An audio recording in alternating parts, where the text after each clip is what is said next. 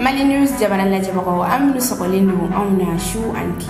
oni yamma biye juma septembre kalo kile muga an saba samba fla ani mugan fla kuna foni folo Mali ga yere ma horoya okum konnana Colonel Assimi Goita ali tarata shi blake kanyeshi Mali chebawma minu ye keleke ku jeli bon ani ku nindi yasa Mali be se ga yere ma horoya soro chugo yamina o kofe Colonel Assimi Goita ali akunda génie militaire kan ukeneka aya yira ka fokali ko ngalla nyindi ko shini Mali ga ke jamane ko yurugu tege jamana ko nana tuguni kuna fani wala ni amno di awma anga flash info konnana kuna fani damnana Mali premier ministre no nabla Colonel Abdoulaye Maiga ali sira New York shini sibiri septembre kalo kile mwa annani nega kanya tan sawati ni sanga mwai Colonel Abdoulaye Maiga ali bina pumata Nations Unies ga assemblée keneka Mali tokola kuno alamsa septembre kalo kile mwa anifla Mali premier ministre no nabla Colonel Abdoulaye Maiga ali willa Mali avion présidentiel la ka unda New York ka abisimilaira Mali ministre des affaires étrangères de fait Abdoulaye Diop ani Mali ka lasigide me Nations Unies konnana isa konfuru chini ni ala sonama nega kanya tan sabatimni ni sanga mwai Colonel Abdoulaye Maiga ale bina kumata Nations Unies ga assemblée générale taku bulunvla ni bulunvla na keneka Mali tokola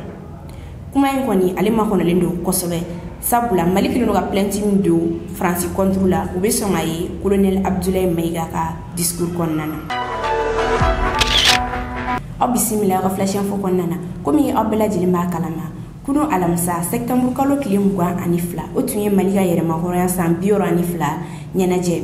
okum konnana Mali jamana kutigi Colonel Assimi Goita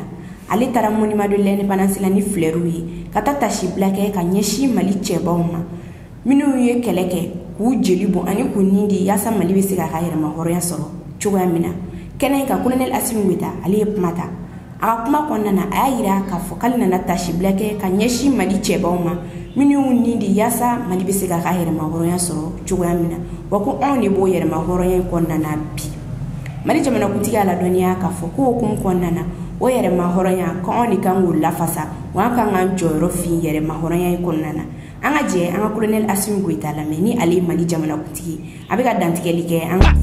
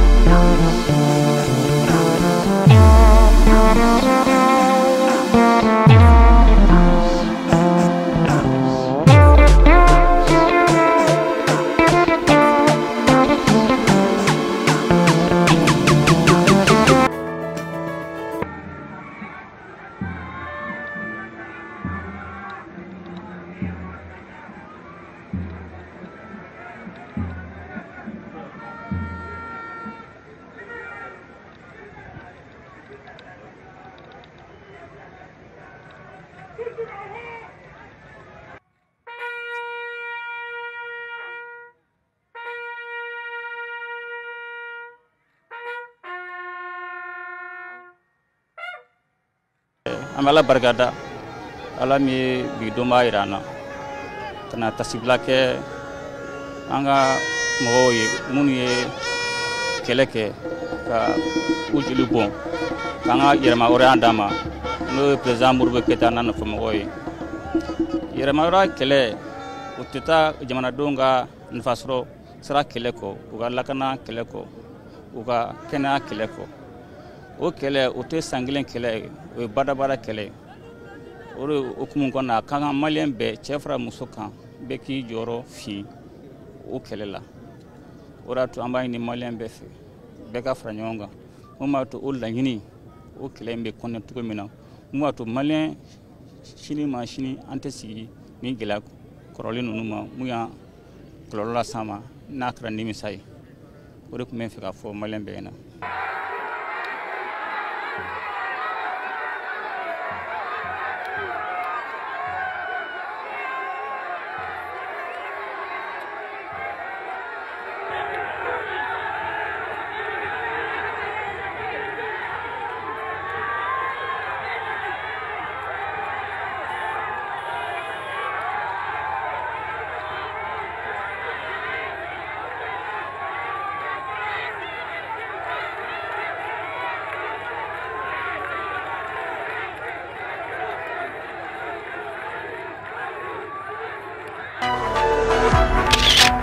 O kɔfɛ Mali jamanakuntigi colonel Assimi Goïta ale y'a kunda génie militaire kan ni colonel Mamadi Doumbouya tun bɛ ka makɔnɔ yen nɔ.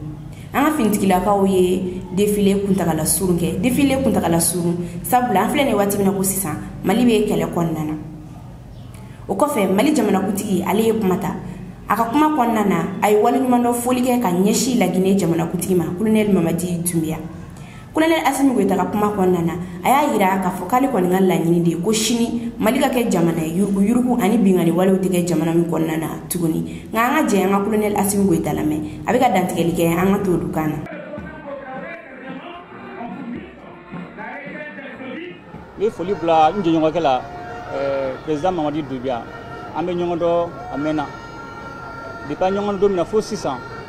ni dɔ ma fara a ka Mali kanu kan fɛn ma bɔ a la. Ka bɔ a ka jamana kana a yɛrɛ fɛ yan ka na an ni solaja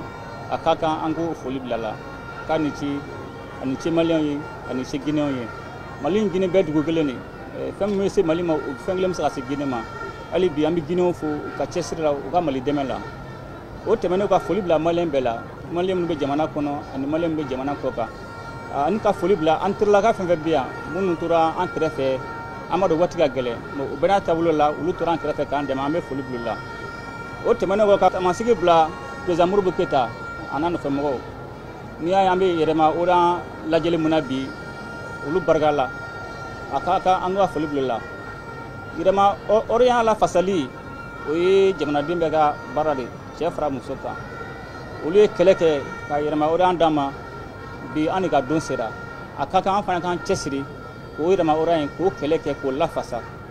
o lafasali o bɛ tɛmɛ an bɛ ka yɛlɛmali min kɛ n'an b'a fɔ ko de fondation ka ko bayɛlɛma ka kɛ maliyɛnw sago ye o bayɛlɛmali o bɛ fɔlɔ adamaden na parce que ko bɛɛ bɛ tɛmɛ adamaden de fɛ maliyɛn ka maliyɛn labɛn maliyɛn mun jamana kanu b'a la jamana kɛlɛ o dusu b'a la a bɛ fɛrɛ ka sa jamana kunko la an mago b'o o maliyɛn de la o tɛmɛnen ka bɔ yen jamana yɛlɛma hɔrɔnya tɛ se ka fɔ armée kɔ n'i y'a mɛn dugukolo mɔgɔ de bɛ k'a lakɔlɔsi dɔnku a ka kan an ka armée dilan armée mun bɛ se ka mɔnɛ bɔ maliyɛn bɛɛ la armée mun bɛ se ka maliyɛn bɛɛ lakana Mali kɔrɔn fɛ tilebi fɛ ka an ka wuli an fan fɛ ba yan fan fɛ o tɛmɛnen kɔ ka jamana dilan jamana min b'a to Mali kura yurugu o bɛ bɔ a la fɛn fɛn bɛ na ni ka maliyɛnw na furufu ɲɔgɔn kɔ ka maliyɛnw fɔ ɲɔgɔn kɔ n'a bɛ fɔ o ma ko injustice ka bingani ɲɔgɔn kan k'o bɛɛ bɔ Mali kɔnɔ donc k'a kɛ fana ka Mali dilan min b'a to Mali nafasɔrɔ sira olu bɛ se ka kɛ maliyɛnw sago ye cogo min na donc o foli tun bɛ fɛ ka fɔ maliyɛn bɛɛ n'a bi ka Guinéenw fo ka maliyɛnw fo hali bi an ka kɛ kelen n'an fara ɲɔgɔn kan an bɛ se ka kɛlɛ kɛ mais n'an farala jugu bɛ s'an na Ala k'an kisi ka n'o cɛ janya hali bi n bɛ maliyɛn bɛɛ fo Ala ka jamana dɛmɛ Ala ka jamana basigi Ala ka san wɛrɛ jira an na.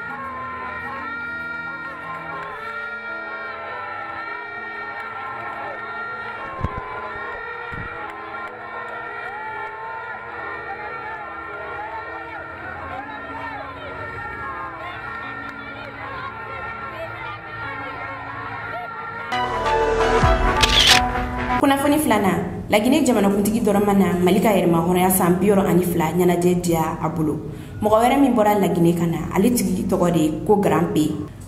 Komi aw bɛɛ lajɛlen b'a kalama Grand P ale ye mɔgɔ ye bi min tɔgɔ bɔlen don kosɛbɛ. Ale fana yira Mali ka yɛrɛma hɔrɔnya ɲɛnajɛ kɛnɛ kan. Ka bɔ ka da o kulo kan Grand P yɛrɛ tun bɛ Mali ka yɛrɛma hɔrɔnya ɲɛnajɛ kɛnɛ kan i n'a fɔ ambassadeur de la culture de. Grand P ale ye mɔgɔ ye bi mɔgɔ min kanunen don Laginɛ nka kanubagaw caman bɛ Mali fɛnɛ kɔnɔna na. O de hukumu kɔnɔna na kunu a kanubagaw bɔra k'a yira la k'u bɛ ka kanu min fɔ u da la k'o kelen de bɛ u dusukun na. An ka jɛ an ka jaw lajɛ ɲɔgɔn fɛ.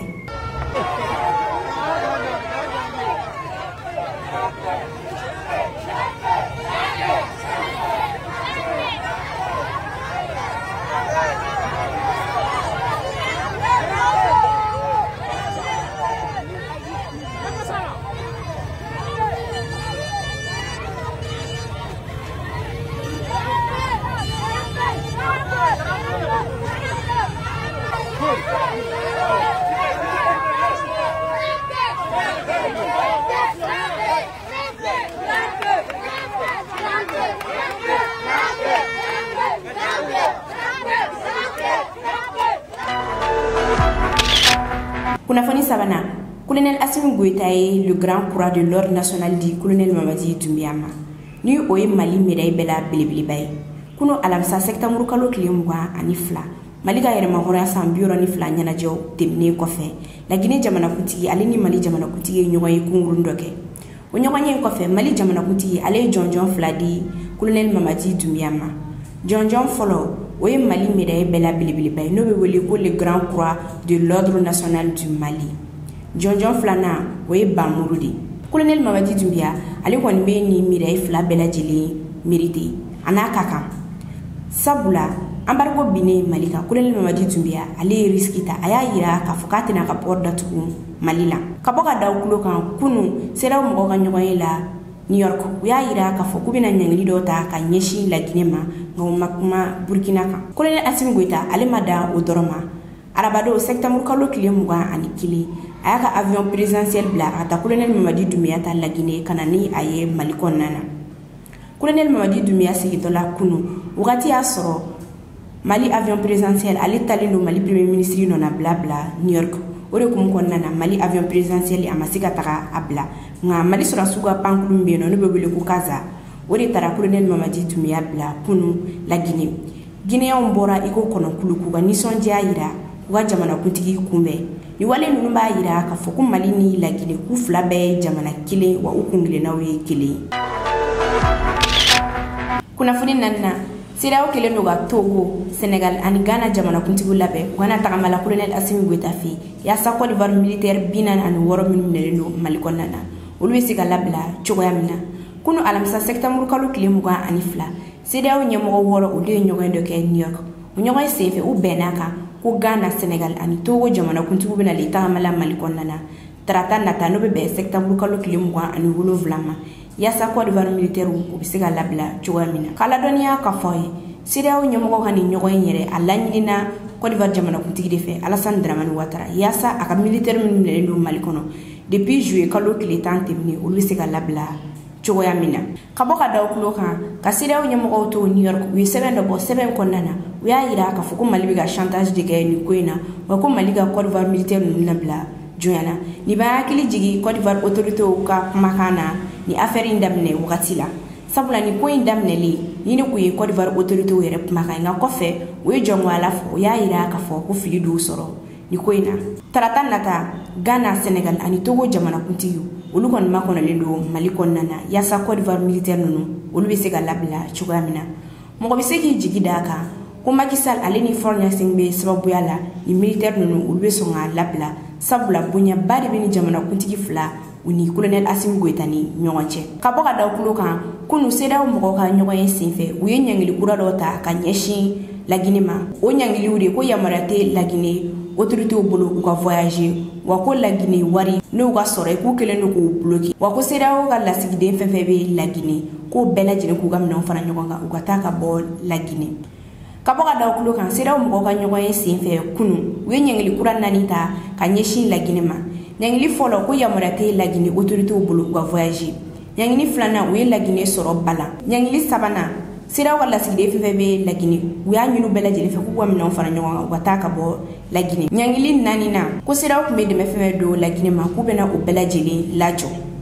Mɔgɔ bɛ se k'a fɔ ko teriya ni balimaya bɛ Mali ani Laginɛ ni ɲɔgɔn cɛ nin wagati in na o de sen fɛ CEDEAO u bɛ ka nin ɲangili in ta ka ɲɛsin Laginɛ ma sabula Burkina fɛnɛ ye coup d'état kɛ ma u ma ɲangili ta ka ɲɛsin olu ma.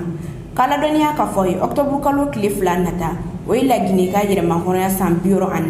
ɲɛnajɛ. Mɔgɔ bɛ se k'a fɔ ko colonel Assimi Goïta ale bɛ ye o kɛnɛ kan sabula bibi in na Laginɛ ni Mali ye jamana kelen kunkilenna kelen ani hakilina kelen de.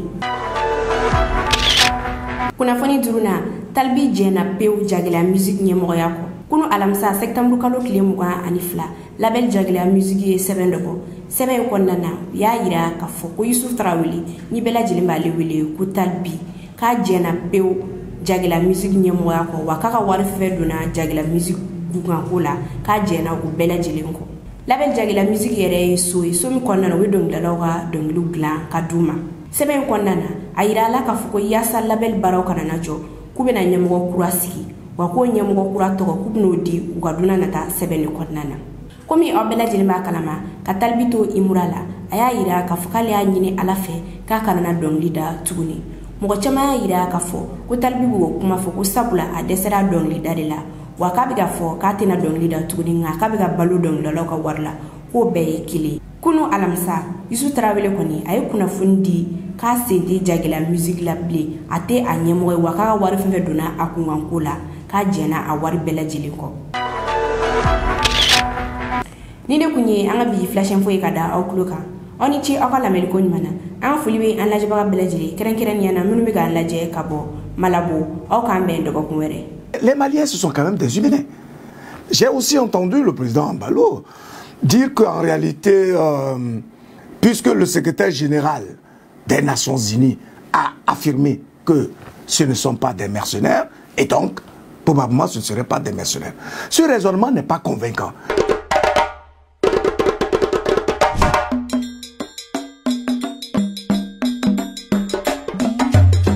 Nous avons suivi avec beaucoup d'attention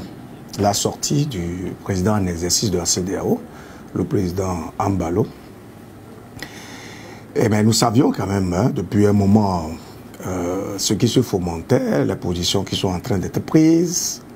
tout simplement parce que les présidents ont compris que la Côte d'Ivoire a besoin d'être soutenue d'une manière ou d'une autre. Et donc, il y a un positionnement qui se ressent tout simplement. Alors, lorsqu'on entend le président Bissau-Guinée, qui est en même temps le président en exercice de la CEDEAO, donner son point de vue, son ressenti,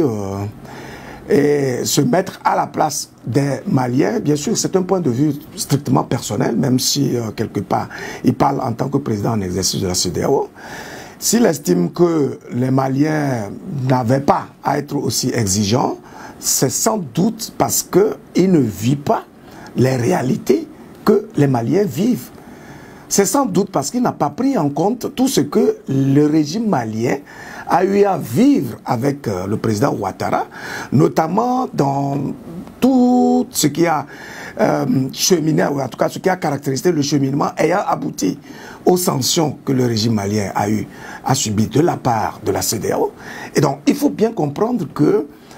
nous tous nous sommes d'accord qu'aujourd'hui on puisse laisser ou libérer les 49 militaires ivoiriens qui se retrouvent dans les geôles du Mali aujourd'hui. Mais il faut aussi comprendre qu'il y a toute une histoire qui meuble la vie entre la Côte d'Ivoire et le Mali. Et que toute l'inimitié qui caractérise aujourd'hui ces relations est liée au fait que le président Ouattara a pris une position frondeuse et qu'il a été le plus grand activiste qui a milité véritablement pour que le régime malien puisse être déstabilisé d'une manière ou d'une autre. Et donc, les Maliens, ce sont quand même des humains. Et donc, c'était au président Ouattara d'être particulièrement précautionneux lorsqu'il doit collaborer avec ce régime-là à qui il a ouvertement déclaré la guerre. J'ai aussi entendu le président Ambalo dire qu'en réalité, puisque le secrétaire général des Nations Unies a affirmé que ce ne sont pas des mercenaires, et donc, probablement, ce ne seraient pas des mercenaires. Ce raisonnement n'est pas convaincant. J'aurais bien voulu voir le président Embalo apporter des éléments qui démentent, en fait, toutes les suspicions qu'il y a, tous les faits qui ont corroboré la conclusion ou qui soutiennent la conclusion des dirigeants maliens, estimant que ces 49 militaires seraient des mercenaires. C'est sans doute parce que aucun d'entre nous n'a la conviction ou n'a la preuve qu'ils sont ou non des mercenaires, qu'il faudrait bien entendu que la justice puisse faire la lumière, parce qu'en cela, il n'y a que soit l'accusateur ou alors le juge en charge du dossier qui puisse se prononcer clairement sur la base de l'enquête ou du moins du recoupement qui aura été fait de tous les éléments qui ont amené ou conduit donc au débarquement de ces militaires, de ces 49 militaires au Mali.